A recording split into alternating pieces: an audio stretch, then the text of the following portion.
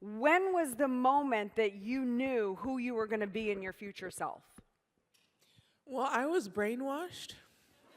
I love brainwashing. Can your dad come over to my house? I was brainwashed, definitely. From a young age, our parents told us, you'd be number 1 and 2 in the world. And I was 4 years old, so you believe your parents, right? Wow. And it was great. Wow. Wow. So we drank the Kool-Aid, the good kind.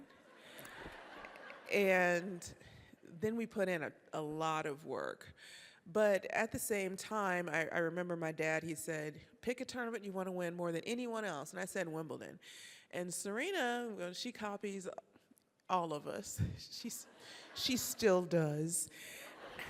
And he asked her, he said, pick one you want to win. And she said, Wimbledon. And he said, Serena, pick another tournament, because he wanted her to think for herself. So she picked the U.S. Open. And quite honestly, she won Wimbledon more than I did, and the U.S. Open too. So I should have been copying her instead of her copying me. But in that sense, though, not only did we put in the work, but whatever you tell your mind is what you will get out of it. And it is so true. If you tell your mind the same thing every day, I can't, you won't. If you tell your mind the same thing every day, I will, your mind just learns it. It really does. And I use this technique with myself on the court too.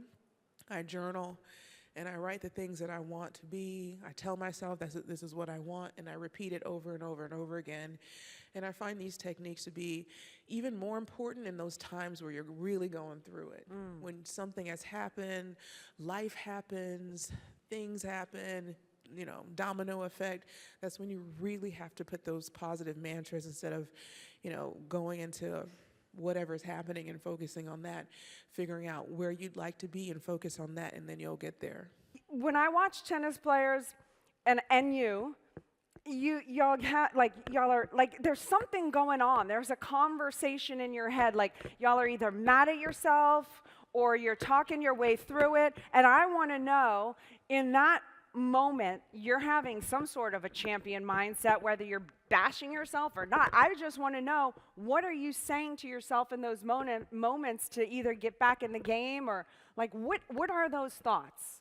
Yeah, so tennis is a sport that is so technical, and also everything happens so quickly. The ball's coming quick, everything's happening very quickly. So you don't have a lot of time to think. Thinking can be your worst enemy. So everything is process driven. The process already has to be in place long before you step on the court. You've got to know exactly how you're going to execute things. You got to know your game. You got to know everything, and you really got to know what you're going to do in those pressure moments. So if you're talking to yourself, I like watching those players. They're crazy, and they're fun to watch. I like to do a lot less talking to myself. I have like a poker face on the court because I don't want my opponent to know I don't want them to have any encouragement at all of what I'm thinking.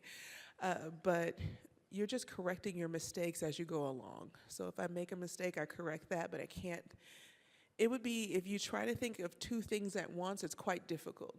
So if you can imagine you're on the court trying to play a match and trying to think of two things at once, you're done.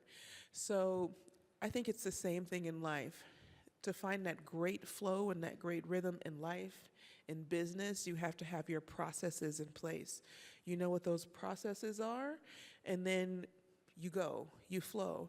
And once you find that flow and rhythm, that's when great things happen. And when you lose the flow, you lose the rhythm, something goes wrong in the process, that's when you correct what happened in that process, correct it, fix it, go back to flow.